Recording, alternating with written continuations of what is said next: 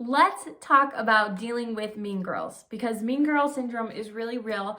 And I think we would be naive to think that high school is just a glowy experience where everybody is kind to each other, right?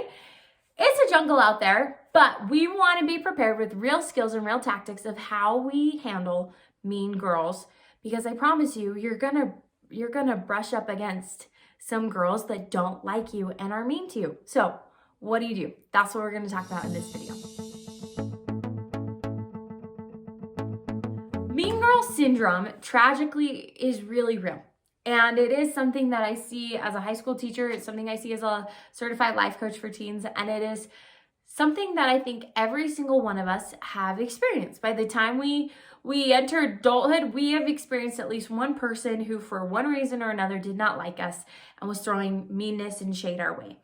Now, I do want to clarify, though, that the mean girls that live on TV or social media or on your favorite TV drama, that's not real, okay? It's extremely exaggerated, right? I think of the Regina George in Mean Girls, and I think of, the classic stereotypical girl that they portray as the mean girl, and it's always this dramatic scene of being shoved against a locker, or they put gum in your hair, or they sabotage your outfit, right? That's not what it actually looks like in real life. In real life at high school today, it is subtle. It's the sly, double-handed social media comment. It's the unfollowing your account. It's backhanded compliments. It's excluding you from the group without maybe you even knowing that you're being excluded, right? It's saying things to you to undermine your confidence. Now, what do you do if you feel like this is happening to you? First of all, I think the best way to attack this problem or to face this problem is to recognize what's going on. And that is that this person is intimidated by you. We don't pay attention and let alone find ways to be subtly mean, which takes skill and crafting, to people that we could care less about. That people that aren't even on our radar, right? So we got to recognize, for better or for worse, that we're on this person's radar and that they're intimidated by you. Often, the person that is being mean thinks more about you than they do about themselves, meaning that they think for some reason you've got something that they're lacking, whether they recognize that or not. So, yes, can we recognize kind of the mental, kind of paradox shift that the person that's being mean to you is probably a little bit envious of you, and for some reason or another, or threatened by you in some way, right? We just don't wake up and decide, that girl over there, I'm going to be mean to her today, right?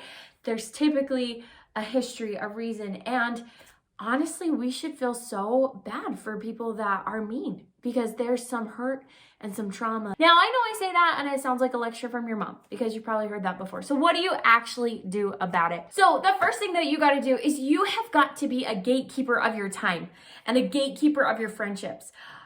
Somewhere along my line of amazing upbringing, and I have incredible parents, but I had this belief that, man, I have to be extra kind and almost be extra friendly to the people that are mean to me, because I did understand, thanks to an awesome, empathetic mother, that they were really hurting on the inside, right? And that they were insecure about themselves.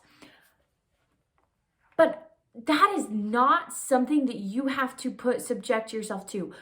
There sometimes is this complex that is human beings, and it's kind of like this trauma bond that we form with people that are mean to us, that all of a sudden we're craving their approval, that we desperately want it to prove a point, or to prove that they were wrong, or to prove that, man, if they really just knew us, they wouldn't think these things about us. Or I don't even know all the reasons that we decide we want to be friends with this mean person, but sometimes that can happen.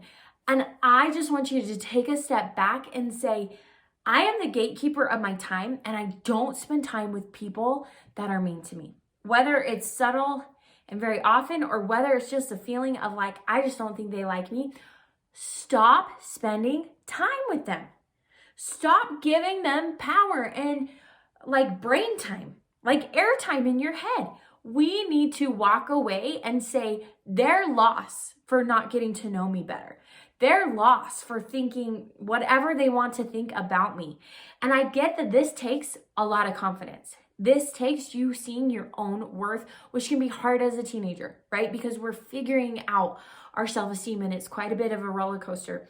But if anybody is ever rude to you, and it doesn't even matter if it's just like, I can't even pinpoint it, but I just get this kind of feeling that we don't like each other or vibe, that's okay. And you do not have to be friends with that person.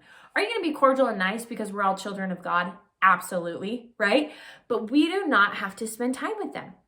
And to that same point, you've got to develop the attitude and belief deep in your soul, not just like, oh, Abby told me this on a video, but deep in your soul that you are not meant for everybody and not everybody is going to want to be your friend. And that is okay. You don't want to be friends with everybody, right? There are people that I'm like, I don't want to hang out with you for whatever reasons, okay? That doesn't have to make me a bad person. That makes me a gatekeeper of my time, my emotional energy, and my personality, because it is foolish to think that the people we're hanging out with don't influence our personality and who we become, okay?